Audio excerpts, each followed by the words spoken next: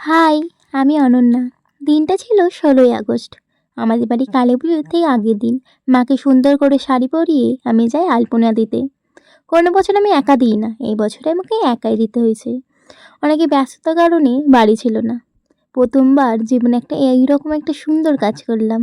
জানি না কেমন হয়েছে, তবে করার চেষ্টা করেছি। জীবনে প্রথমবার আলপনা দিলাম।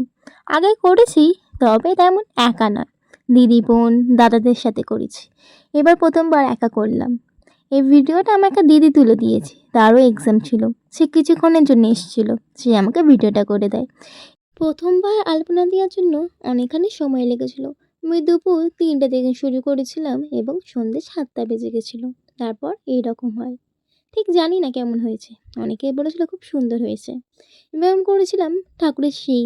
আমি প্রতি বছর করি। বলো তো কেমন হয়েছে? সুন্দর হলে একটা কমেন্ট করো।